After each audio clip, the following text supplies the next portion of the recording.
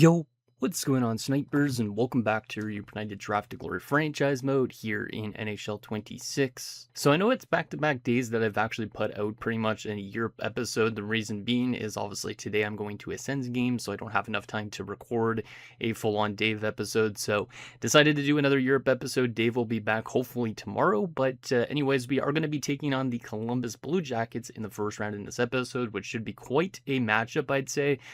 Based on regular season stats, you can see they were technically the better offensive team, not by a lot, but we were the very best defensive team once again, which is great to see. So defensive play has been really good for our team. Goaltending, of course, as well. Our special teams were better than theirs as well, but at the same time, it doesn't really make a difference with special teams because you could go into the playoffs with some really bad special teams and then all of a sudden your team finds itself in the playoffs. So I'm not really too sure what to expect from this round, but I do think it could be quite an offensive series unless our team does continue its strength, which is defensive play. So going to be interesting to see if we could beat this team. We've never played them before in the playoffs, but you can see they have some good young talent, like guys like Byron Crane, who's only 20 years old, McLeod, who's 22, obviously Marchenko is a lot older, but you got a lot of young guys in that top six, Method as well, Kavanov. Like, this is the type of team that we might run into a lot as these years go on in this playoffs and stuff like that. So excited to take them on, but it's going to be a tough task, I'd say, unless for some reason our offense continues to play good and our defense actually continues to play good too. Because last year, I think when we made the playoffs, we had really good stats across the board, and then we end up not doing as good as we were expecting in some areas. Like, I think it was offensively, we had the best offense last year, if I'm not mistaken, yet our offense fell off a cliff in the first round. So hopefully that's a little bit more better as we move on in this postseason. So with that said, let's get you guys' comments, see what you guys have to say about last episode, and then we'll get into this first round matchup with the Columbus Blue Jackets. So the first three comments are from Dylan Burrows. The first one says, "Damn, Columbus is going to be good for a long time to come. Get ready for a long rivalry." And then he also says, "I should say that their forwards anyways, their defense not so much." And yeah, their defensive core is quite weak. It does have some solid veterans on it, but obviously as we just looked at it, it's not super strong compared to their forward group. Like, Dahlin's 38, he's going to be close to retirement soon. Mayorov's not too bad of a defenseman. He actually does pick up a lot of points for low overall, so this guy's somewhat of a decent defenseman. Ludden is decently young. Jonas is already 30 years old. Shea's 27, but you also have like Jake Sanderson, who's getting close to retirement at this point. So the defensive core definitely needs a lot of work there for them, but that offensive core, like I was mentioning, is pretty nice and young, and a lot of these guys have some solid potential. So I do see what he was saying, and basically the fact that we might run into them a lot as these years go on, which probably will end up being the case unless for some reason Columbus ends up losing a bunch of their top guys because of cap constraint or their defensive core is really bad that they miss the playoffs, something like that. He also says, "Also, are you able to check their goalie stats in the regular season?" And I thought I did do that in last episode, but I will show you again just in case, because I think I did show it in the last episode, but I'm not 100% sure with that. But you can see Millman, he has played now, I guess technically this is his 6th NHL season at the age of 25. He doesn't have a ton of good numbers in his career, but he does post around at least a league average, like a 909, 908. But you can see a career 903 save percentage, and in the playoffs, he's only been to the playoffs one time with an 0-4 record, so I guess he got swept last time they were in the postseason, and he posted an 843, so he was absolutely abysmal the last time they made the postseason. And then Litovari, I think he was pretty good, right? Yeah, 910 save percentage this season. Last year, he was actually in Detroit with a 903. In Florida, he had a 927 save percentage one year as a backup, which is really impressive. So he's actually a pretty good goaltender, despite being a lower overall. He's got a great career record. He only has 2 career shutouts, but a 913 career save percentage is really good. And then in the playoffs, he's never played a playoff game before. So I think obviously we have a little bit more experience in terms of goaltending, which is good, but obviously will that make a difference? Hard to say. Next comment is from Shankly Mania, who says 3-on-3 lines do absolutely matter in the regular season. Winning OTs give more points. And yeah, I guess technically when I was mentioning the lines and setting them up and all that, you guys were saying that 3-on-3 lines are actually technically important, which I kind of said that they weren't important because it didn't really matter, because usually they always put the really good players on it anyways. But yeah, overtime technically does matter, I guess, a lot, but at least we're getting a point in those overtime losses still anyways. But Our team had enough regulation wins, of course. Like, we literally had a 50, 25, and 7 record. So we technically lost 7 times in overtime. I don't know how many times we went through overtime all year round, but our team obviously probably had a decent record, I would assume, in overtimes. Maybe not, but hopefully it's better in the playoffs, considering playoffs overtime obviously is definitely more important. So this comment is from Cookie Block 37, who says, since when has Klinga been a franchise potential player? I thought he was always elite potential, and I would assume that the league quality has dipped off a lot, where there's basically 92s are considered franchise, so I would assume that's why Klinga is technically a franchise player, because if we look at Hiromus, he's technically still elite, so maybe the 92 and above is franchise, 91 and to like 87 or 87 to 91, something like that might be elite, and in 86, like what is Roger Green considered? Just still a top 6 at this point. So yeah, maybe it really just depends on overall. I would assume at least like 88 to 91 is considered elite, 92 and above is franchise, 80 probably, let's see, 85, 84? No, not 84. And maybe 84 to 87, something like that is the top 6 forward. Something like that, but I would assume that's why Kling is listed as a franchise, because technically in my eyes, he's not necessarily a franchise player, but by this game logic, he is, so I'd assume like the rest of the teams in the league, maybe they're not as super strong, and a 92 is technically a really good player. Next comment is from Mike Garbrandt, who says, I feel like the second line always performs better than the first line, maybe shuffle up the top 6 if we fall behind, and that could definitely be something we end up doing, is shuffling up the top 6. There was actually some other comments that said that we should move Roger Green potentially already up to the top line, because he did lead the team in points again, so there is probably going to be maybe some adjustments before we start up the series, or we can make those adjustments when we start to lose games. In the last NFL comments from I'm the Quiet One, who says, I think for the playoffs, make Green a top 6 guy with Klinga and Hiromus. Benak has to leave in the offseason because he's been outgrown by younger talents. Fernandez or Rankin will soon catch him, and holding on to him will mean morale issues. Also, I did mention this in the ATS video, but I did get you as my top YouTuber, and it was because of these franchise mode series, and I want to thank you for teaching me more about how to play franchise mode for myself and teaching me more about the game modes in depth. I didn't realize my videos actually help out with people learning how to play franchise mode a bit. Obviously, I could do more tutorials on technically on stuff in franchise mode, but at the same time, there's a lot of videos out there on the internet franchise mode, but I appreciate that you really like the content, and obviously I'm going to keep on posting a lot. We're going into year number 10 soon, which is pretty insane, so looking forward to that year ahead. But what he was definitely saying with about Benak leaving the offseason, I definitely think that is technically the case. We are probably going to look towards to letting him go, just because he has not, he has been good, but he's not been technically what we need still at this point, because obviously like guys like Rankin are technically second liners, same with Fernandez, and we definitely need to find ways to get people more ice time. With Roger Green leading the team in points the last 2 years, it definitely makes sense that Benak probably is to be let go of. So I think for now we'll probably, maybe we'll try Roger Green on the top line for the start of the playoffs. Even though Benak was solid, I just want to give Roger Green obviously that opportunity, because like I said, he's been our best player. 85 points this year, 78 last season, and obviously he has been actually a pretty good playoff performer for us too, 20 points in 28 games. So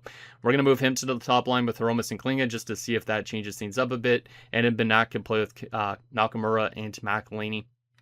And eventually, once we let go of guys like Benak, we could get Rankin into the top 6, and maybe Rankin being in the top 6 will help him turn into a Roger Green type player. So with that said, let's get into this matchup with the Columbus Blue Jackets. Oddly enough, the game I'm going to tonight is against Columbus as well, which is going to be kind of funny, but should be an interesting matchup here. Like what Dylan was mentioning, this could definitely be a matchup we see a lot of as the series goes on, just because Columbus has a really good young roster on forward side of things, so I definitely think we'll see them again at some point in time in the series. So with that said, let's get into game number 1 on home ice, because we obviously have home ice advantage. It's just barely, but we do.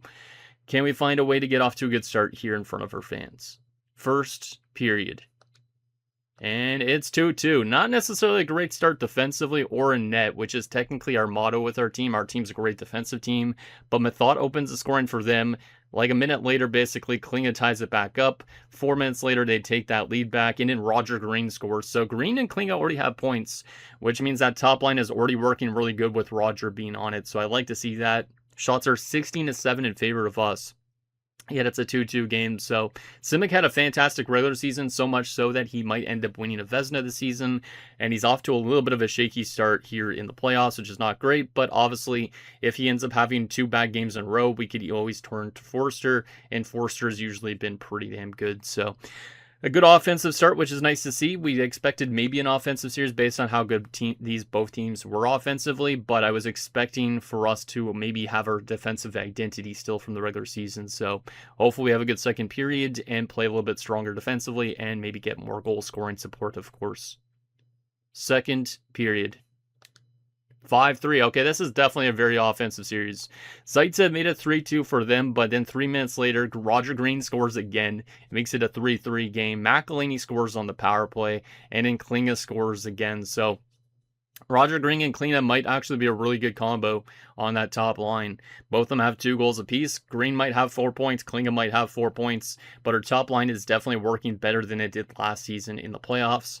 It's good to see that our offense is continuing over into the playoffs, but as is their offense. It looks like it was definitely a better period for Simic and Net, but definitely so far our defensive play needs to probably improve as the rest of the series goes on, or else it could be these type of games every single game. So with that said, let's see what happens in the third period, see if we could lock this game down. Third period underway. If we could get that next one, that would be huge. Power play for us. We already have a power play goal tonight, but we don't get one there. That's unfortunate. And now we get one there. Roger Green hits the hat trick, getting moved up to the top line. Roger Green is probably the best player we have ever had on this roster right now. Even better than Kling and all that. He's just been absolutely insane the last 2 years. And he starts this playoffs off with a 3-goal hat trick game. And also he picked up probably some assists, I would assume. But that's a fantastic game. 42-25 the shots. We doubled them up 6-3. And we take the first game of the series. All right, so it was a bit of a rough first period defensively, but then we found ourselves. So Klinga from Hromis and Green. We had Green from Powell and Polak. We had Green from Lee and Paco. McElhinney from Rankin and Green. Green even assisted on the power play goal. God damn. Klinga from Polak and Hromis, and Green from Hromis and Klinga. So that top line did absolutely a lot of work. 5-point night for Roger Green. Holy moly. Okay, so Green, Klinga, and Hromis is definitely the play. Definitely the play going forward. Because these guys, even though they have less chemistry than they technically did when Benak was up there, Green seems to fit in that line very, very well. Wow, 5-point night. All right, I was not expecting that. Klinga on 3 points, Hromis on 3-point. Polak had 2 assists. Nice to see that in 13 minutes of ice time. McElhinney, Powell, Lee, Paco, and Rankin all had a point as well. Wow, that is quite the first game. Quite the first game. Benak had no points in that game, but that's okay. But I am very, very impressed with Roger Green. And Simic wasn't that great in that first game, but he got bailed by the offense. If we find our defensive play as the rest of the series goes on, though, it's not going to be a huge issue as the entire top line gets the first, second, and third start of the game. So looks like we have ourselves our new line. Obviously, though, we're going to have to be paying Green and Hromis some big money soon. Hromis this offseason, and then Green will be in the next, I think, 2 seasons, if I'm not mistaken. So if we want to keep that our top line going forward, we got to definitely pay the man the big bucks. And Roger Green, I don't even know how he's turned out to be this good. He only has top 6 potential, but he seems to simulate like an elite player. Like he could probably get a lot of statistical growth if he wanted to. So good start to the series. We might as well keep the lineup the same after a game like that. Obviously, we could change the goalies if we wanted to, but obviously I'm going to give Simic another chance. He did win the first game, so it's not too bad. He did have a rough first period, but I think he settled in decently the rest of the game. So let's get to game number 2, see if we could take a 2-0 series lead headed to Columbus and continue this great offensive start and maybe find a better defensive result. First period. 2-0 Columbus. Not great again for Simic. He's not had great first periods. 2 goals against on 5 shots.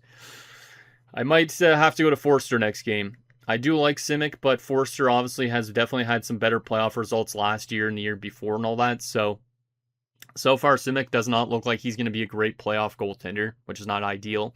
But Crane opens the scoring for them, and then Kalinin scores. So shots are 12-5, but we're down by a pair of goals. Obviously, we have a great offensive core, though. We could definitely score goals if we get them, if we start getting our offense going a little bit, getting some shots on net and all that type of thing. So let's hopefully have a good second period and maybe generate something momentum-wise for the offense. And hopefully we have a good defensive second period and Simic kind of settles in a bit like he did last game. Second period.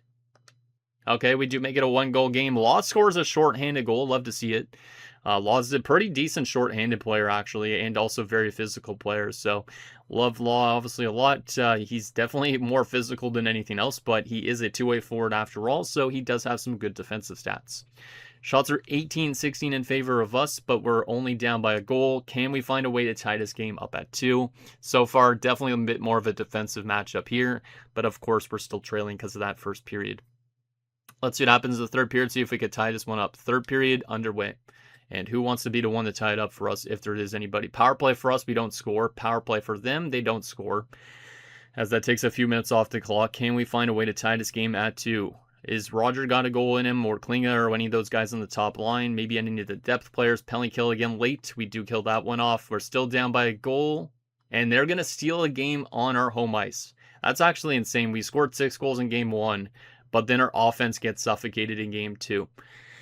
Like I said, we were a very good defensive team during the season, so that's kind of more of the type of game we typically play. Columbus, though, was not a great defensive team, so for them to only allow us to get 1 goal, that's not ideal.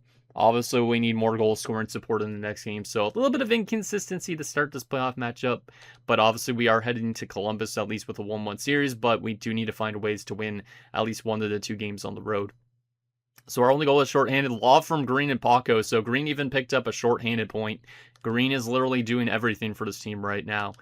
And we definitely need some other consistent players to step up. Like Klinga was great in game 1, but he didn't do anything in game 2. So he needs to definitely pick up his pace a little bit. Simic was much better in this game as well. So at least we got our goaltending and our defensive results. But like I said, I'd like to see our team find that goal scoring consistently. We had a great offensive first game, but then that game, obviously, only scoring a shorthanded goal is not ideal. So we're going to keep Simic in net because I think he's settled in quite well since the first period of game 1 and actually the first period of game 2. But I think, obviously, getting more goal scoring support is what we currently need. So I'm going to keep the lineup the same. But if our team has another bad offensive result in this game, we are going to definitely make some more line adjustments to probably the bottom 6 or something like that. Because the top 6 is probably good, but obviously I need more scoring from guys like Adam Banak and all that. Because Banak, like I said, is pending a free agent, and so far he has not done anything in these first 2 games. And he is the captain of this roster, so we got to get him going a little bit. All right, let's get to game 3. We're going to keep it the same for the time being, but let's see if we can find a way to win at least one of these 2 games in Columbus, or else we'd be in a pretty bad spot. First period, game 3. 3-0 us. Okay, that's a great offensive start, so that's back to kind of being like game 1. Our team's definitely having some inconsistencies. That's a good defensive period, though, too. So Lee made it 1-0. Klinga makes it 2-0, and then Rankin scores to make it 3-0. So our power play is off to a really good start here in this first round. Obviously, I think it's got up to like 3 goals, I guess, because I think McElhinney scored a power play goal in game 1, but really good to see Klinga back on the board and good to see Rankin on the board. Of course, it's good to see some goals from the back end as well. Shots are 12-7 in favor of us. It's a 3-0 lead. Let's have a good defensive second period, and then hopefully the third period smooth sailing. Second period. 5-3. That's a terrible defensive period. So that's basically like what they just had against us. But Kavanaugh made it a 3-1 game. Hromiston makes it 4-1 for us. So at that point, it looks pretty good. But then Marchenko scores 2 goals in a span of 36 seconds, which is not good. Makes it a 1-goal game again. And then Lee restores to 2-goal advantage. So Lee has a 2-goal game going, which is nice to see. But I don't really like that period. 3 goals on 17 shots. Simic is definitely having a tough time here in the postseason, as is our defensive core, except for game 2, I guess. But we need to find a way to be consistent. And so far, it's been a little bit all over the place, but maybe we'll be more consistent if we get to the next round. Columbus is a good offensive team, so that's why they're probably scoring goals against us.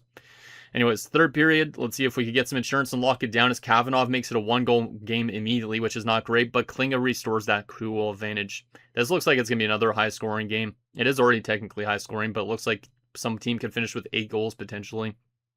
Or maybe nobody else is going to score after that. But I'm glad that at least Klinga answered because I felt like they were going to potentially tie it. So, final few minutes here, and we get the empty netter from Mr. Paco, and we win 7-4 in Columbus. So another crazy offensive game, 7 goals on 40 shots, and now we have taken that 2-1 series lead. And obviously now if we lose that next game, it's not going to be as big of an issue, but that's a good game to have. Good response offensively. Defensively, not so much, but as long as we're scoring goals, I am happy. So we had Lee from Hromis and Klinga from Hromis and Benak, Rankin from Green and Paco. Then we had Hromis from Green, Lee from Paco and Benak, Klinga from Hromis, and Paco from Lee and Green. Jeez, Green's having multi-point games every single game almost, it seems like. 4-point game for Hromis, though. He was really good. Green on 3 assists, I should say. Kling on 3 points, Lee on 3 points, Paco even on 3 points. Damn, 5 guys on 3+ points. And then Benak picked up a pair of assists and Rankin with the 1 goal. So it was only a couple players that showed up in that game, but it definitely helped out a lot. An 840 save percentage from Simic isn't very good, but like I said, our offensive core at least bailed them out. 3 stars of the game, Lee with 3 points and 6 hits. Then you have Hromis with 1 goal, 3 assists, and 4 hits. And Klinga, the 3rd star, 2 goals, 1 assist, and 1 hit. I'm surprised Klinga only had 1 hit. He's usually a little bit more physical than some of those other guys, but a little bit of a weird playoff series to start off with, but we kind of expected the offense just because both teams were so good during the season. So it's a 2-1 series lead for us. I still don't really like our goaltending and our defensive play for the most part, but I think I'm going to keep it the same since it seems to be still giving us at least some wins. So let's keep the team the same going into game 4, and let's see if we could take a 3-1 series lead here potentially.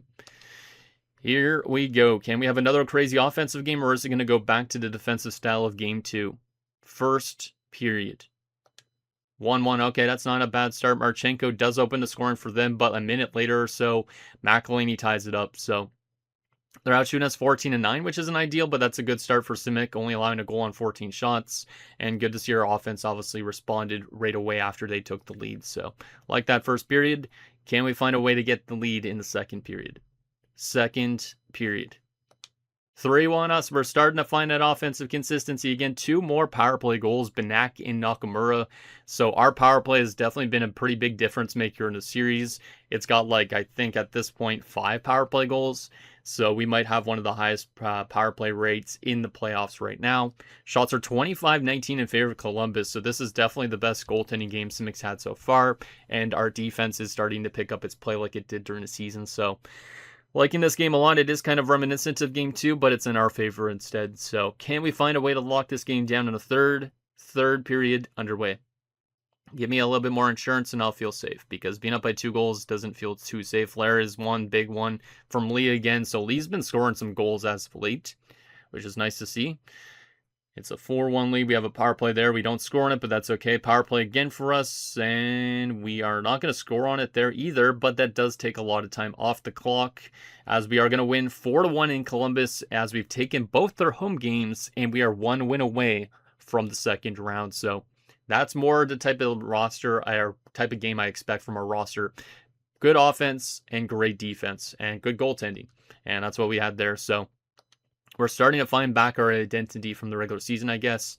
So we have McElhaney from Benak and Polak, Benak from Paco and Hromis, Nakamura from Hromis, and Lee from Fernandez and Paco. So no point for Green in that game, but at least Hromis and all that are still picking up points, which is great. So Benak, Paco, and Hromis all on 2 points, couple guys on 1 point. Like I said, no points from Roger Green, but I do like the fact that our offense is kind of spread out a little bit. Simic on a 966 save percentage, 28 out of 29. He was actually really good, so shout out to Simic. He gets first star in the game, Benak gets second star, and Lee the 3rd star. Damn, Lee threw 6 hits in that game. Love to see it. Lee seems to be kind of one of our better defenders out there for sure. Obviously, he's one of the highest overall defenders on our team, but he kind of simulates really well offensively for a 2-way, which I like to see that. So anyways, we have a 3-1 series lead. We might as well keep the team the same. We are starting to find ourselves consistently. Obviously, 1 more win will get us to the second round. So can we find it on home ice? Game 5. Let's see if we can eliminate the Blue Jackets. Let's see if we can. First period. 1-0 us. Okay, good defensive start again. Nakamura's got goals in back-to-back games. That's good to see as well. Shots are 18-7, so that's a pretty dominant period in terms of shots, but we're only up by a goal, which is surprising. So Millman is kind of holding the Blue Jackets in the game at this point, but I really like that our team is starting to figure itself out defensively a bit. Obviously, it took a couple games to figure it itself out, but obviously it seems like our team is starting to get back to where it was during the regular season, which is nice. So can we find a way to maintain this lead going into the third, or at least find some insurance in the second period to give ourselves a better chance? Second period. 2-2. That's not great. Klinga made it 2-0, but then Marchenko and Oliver Moore scored. So that's not a great period defensively, but they did push a bit, so it kind of makes sense. Shots are 27-18 in favor of us, but it's a tie game. So right now the difference has been Millman, which is not great because Millman was the difference in game 2, of course, as well. Can we find a way to get our lead back? We had a 2-0 lead in the final 10 minutes or so of that second, but then they scored 2 quick goals. 6 seconds apart. I didn't even realize that. God damn. Can we find a way to get that lead back and win this game and this series? Third period underway. Come on, boys. Let's get that next one. Maybe Rogers got some more goals in him. Fernandez has one in him. It takes us a 3-2 lead. Let's go. Let's go, Fernandez. Love to see that. Can we get some more insurance? Oh, Crane ties it up at 3. Oh, boy. Come on, guys. Let's respond to that. Let's respond to that. I know we have goals in us from guys like Hromis and Klinga and all that. Final few minutes of this third period looking to close out the Blue Jackets, and we'll be heading to overtime for the first time in the series. I would normally jump in and watch overtime, but at this point I don't really have the time to do that, so I'm just going to hope that the sim engine's on our side and that we can find a way to win, because it's been a bit of a back and forth game so far. Shots are 38-25 in favor of us, so right now, yeah, like I said, Millman has definitely been a difference maker. Can we find a way to get that overtime winner and send ourselves to round 2? And who wants to be that hero on this team? Overtime underway. Who wants to be the hero? And it's going to be a Blue Jacket, of course it is. Raymond sends this game to Game 6, or the series to Game 6. I don't even remember where Raymond was in our lineup. I feel like he was like a bottom 6 forward, but that is a tough loss, and I kind of expected it because we did have a 2-0 lead, then we had a 3-2 lead, but they came back every single time. So that's a very tough loss considering it was on home ice. We had Nakamura from Liam Banak, Klinga from Hromis, and Urquhart picks up a point. Fernandez from Rankin. And then, yeah, of course, they came back multiple times. All right, well, I don't know if we need to make any adjustments after a loss like that or not. Obviously, going to a Game 6 is not ideal. Simic has still been very inconsistent. Like, we don't know which version of him we're going to get. Nakamura did still get first star, and I lost because he had 6 hits. But do we want to make any adjustments? I feel like our offense has been good. Our defensive play has been a little inconsistent. Our goaltending has definitely been inconsistent. Do I need to make any adjustments? Or do I just want to trust in the process that we're going to win in Game 6? I like our offense, so I don't think I really need to address that. Defensively, Lee and Paco both have been pretty damn good. I could try and re-swap these bottom 4 defenders, but I don't really know if that's going to do much. And then goaltending, Simic so far in his playoffs has an .894, but he has a 3-1-1 record and a 2.79 goals against average. Do I want to give Forster a playoff game? Do I want to give Forster a playoff game? Last time he was in the playoffs, he was fantastic. He's actually been career really good playoff goalie, so let's give Forster this game. I don't know if it's necessarily the right idea to put Forster in net, but we need somebody that's going to give us at least a series win, and hopefully Simic figures himself out in round 2 if we do in fact get there, because right now he's probably been the reason why the series is as close as it is. So with that said, let's get to Game 6. Hopefully we don't have to go to Game 7 because I don't want to blow a 3-1 series lead here. Let's see what happens. Let's see what happens. See if we could find that offense again. Our offense has been great throughout this entire series for the most part, but we need to find that goaltending too. So Forster, do well for me, my man. First period. Scoreless. Okay, that's good. That's good. Forster's off to a good start. He only faced 7 shots on goal though, as we get 10 shots on goal, but we don't score. So I don't really like full-on defensive games, but at the same time, it kind of plays into our hands since we know how to play in these defensive style games. But at the same time, I get a little bit worried that obviously we're going to give up a goal against or something like that. So can we find a way to get that lead in the second period? Second period. It is 1-0 us. Okay, good to see. Power play goal from Paco. Love to see that. Shots are 24-17. So we are outplaying them. We're up by only a goal, though, so Millman has definitely been giving them a chance to get back into the series and get back to a Game 7. So it is still close, but we at least have the lead going into the third. Can we find a way to get some early insurance to make sure the rest of this game is easy? Third period underway. Come on, boys. Get an insurance marker. Don't care who it is on the roster, just somebody give me insurance. Power play for us, we don't score there. That's unfortunate. Final 10 minutes here. As so far, it's been a good game from our defensive core and our goaltending. Can it hold up the last few minutes? Can we hold them off? The answer is no, we can't. Are you serious? That was that close to being a shutout for Forster, and then he allows it a goal with 28 seconds to go. Oh no. If we lose another overtime game, we're losing in game 7, I feel like. I don't even know. Wow. I literally thought we were going to be that close for sure to going to the next round, but they score a last minute goal. Of course they do. That's actually insane. Well, that's not good. Raymond has definitely been trying to help them out quite a bit too, not just their goaltender. I don't like that, but at least our team's been playing good defensively for the most part. It's just a heartbreaking goal late. Obviously, the Blue Jackets fans are going to be crazy after that, but can we find a way to win in overtime? I would jump in and watch this, but it's not an elimination game, so I'm not going to do it.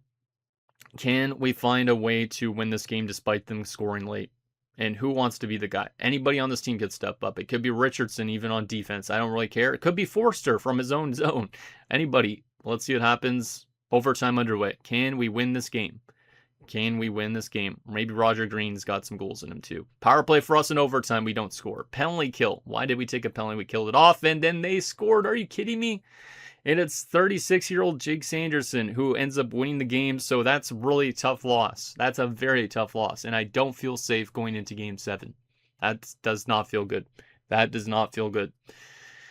Oh boy. So this team has blown a 3-1 series lead and we're going to be going to a game 7. Paco looked like he had the game winner until they tied it up late. And then, of course, Jake Sanderson wins it in overtime. God damn. And Millman has been all of a sudden really good in these last little bit, I feel like. Forster was really good in his first game. I love to see that. But obviously a loss really hurts. I probably will go back to Simic next game. But Forster definitely deserves a chance to play game 7 after how he played in that one. Unless I want to basically play Forster and then readjust the offense score a little bit more. I could do that. But Camper is back for the AHL, but apparently he's not fully healthy, so I'm not even going to put him in yet. But the AHL team has been slapped with injuries occasionally this season. So, anyways, Game 7. Why does it have to be a Game 7? Why? What do we want to do in terms of line adjustments?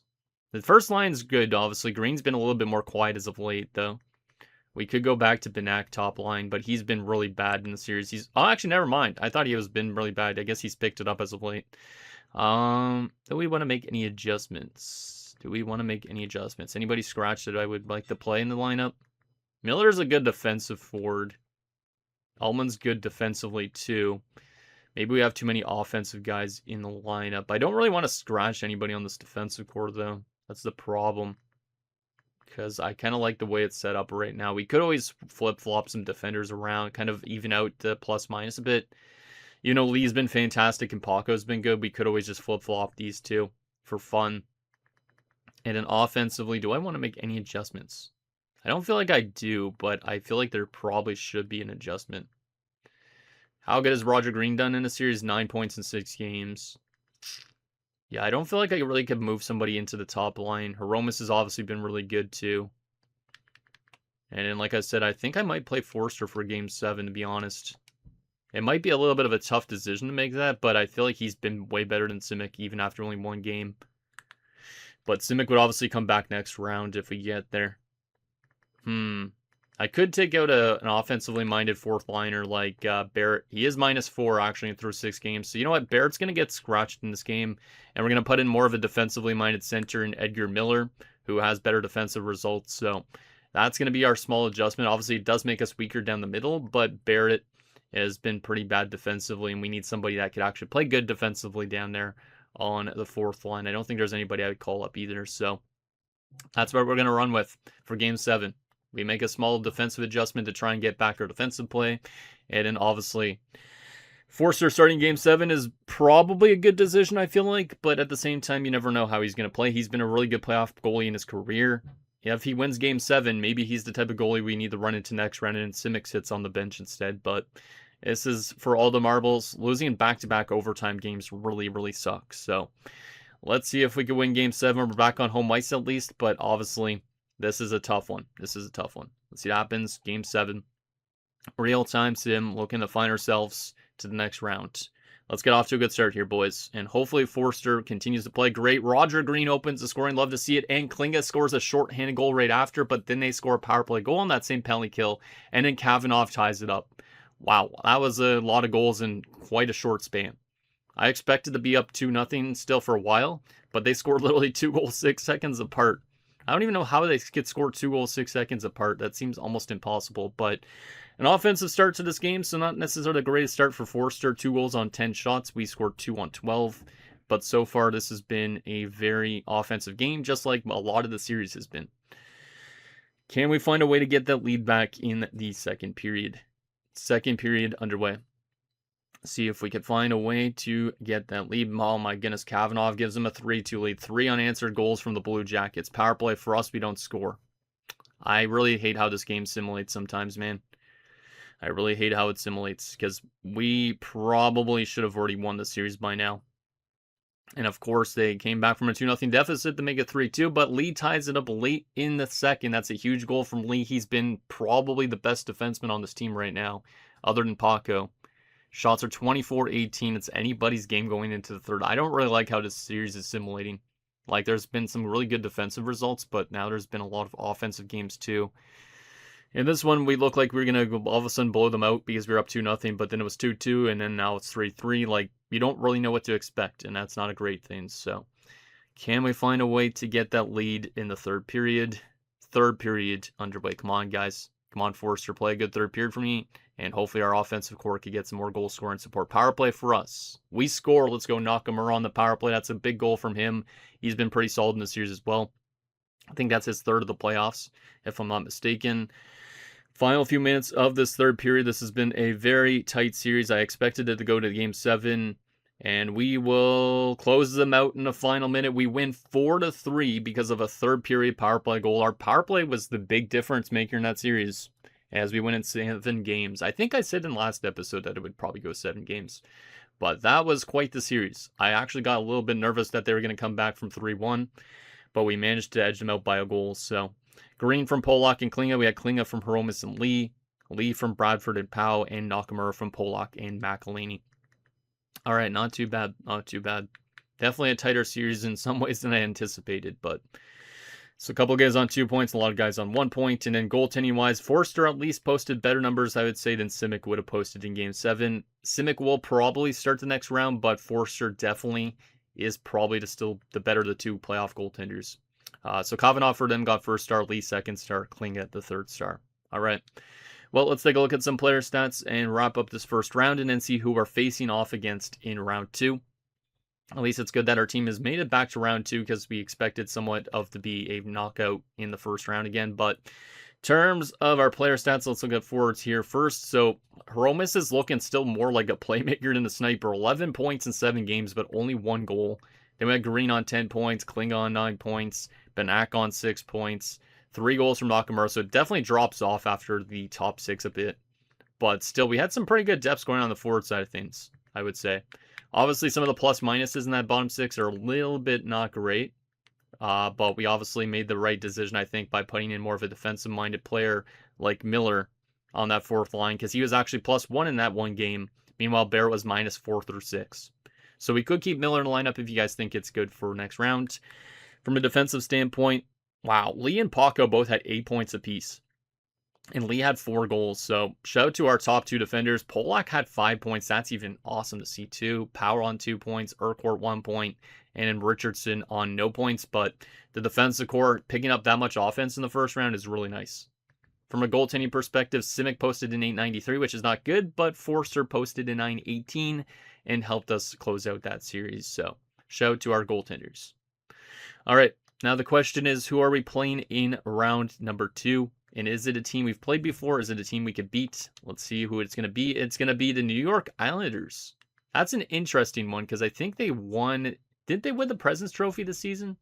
I think they won the President's Trophy, but obviously they've lost some really big players over the years, but we've never played them before, so that's going to be an interesting matchup in that sense. But let's take a look at how they've simulated in the regular season and how they've simulated in the playoffs compared to us.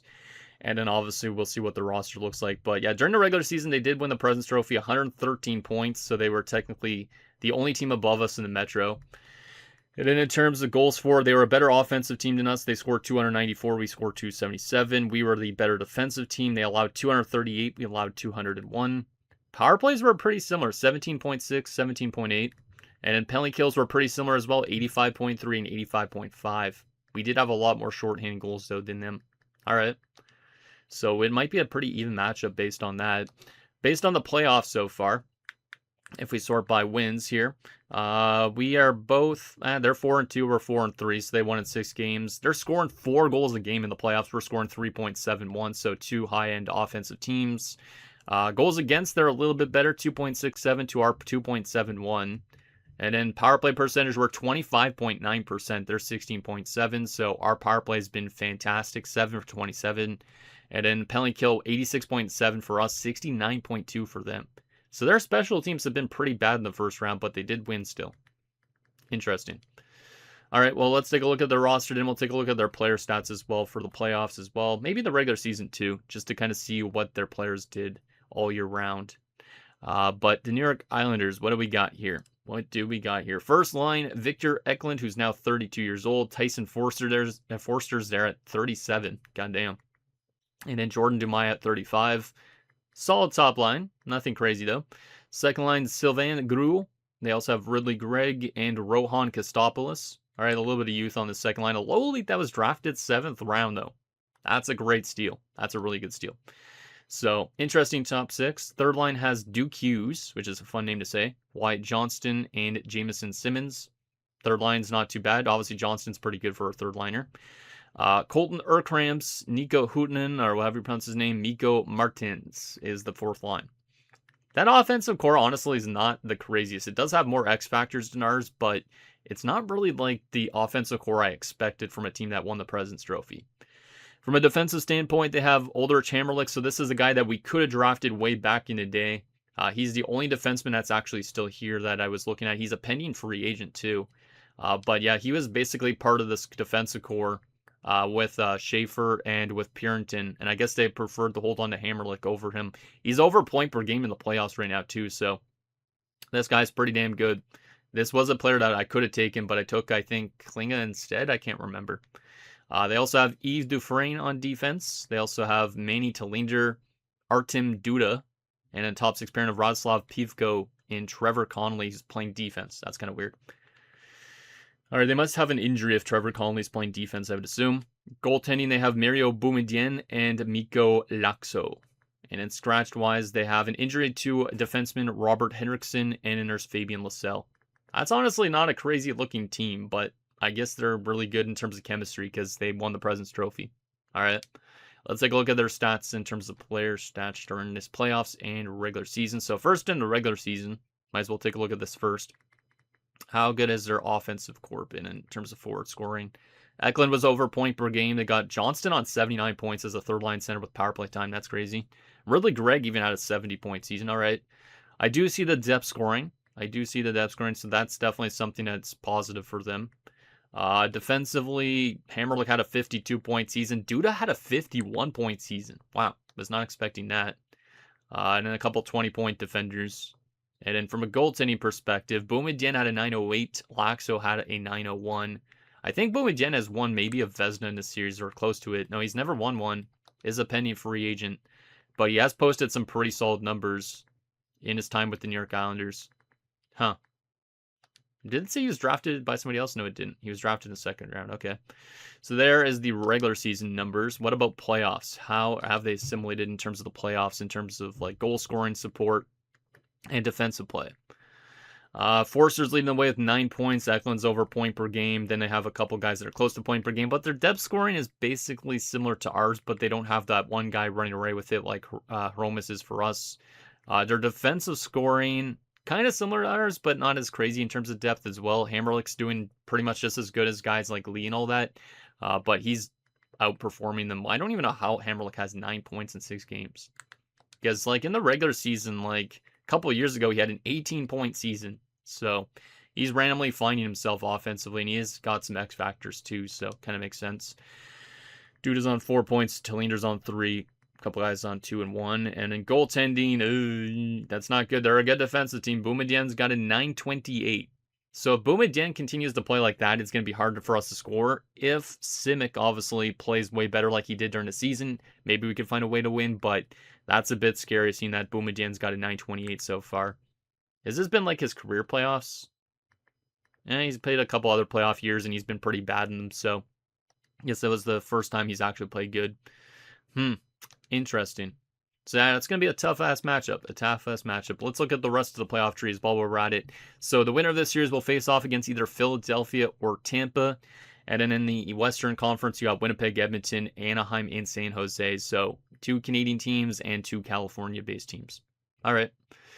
So anyways, guys, that's going to do it for this episode of your Europe United Draft to Glory franchise mode. So in next episode, we will take it to round number 2 against the New York Islanders as we look to take out the President's Trophy winning team. If we could do so, maybe we could beat literally anybody in our past and get ourselves up to a Stanley Cup Finals this year. I think this team literally has it in them, but obviously we need Simic and our defensive play to improve. I think our goal scoring was fantastic in the first round, but obviously to get that defensive play is something we need to build on because it was really good during the regular season, but so far during the playoffs, it's been a little lackluster. Then again, Columbus was a really good offensive team. So let me know down below, and I'll see you guys next time.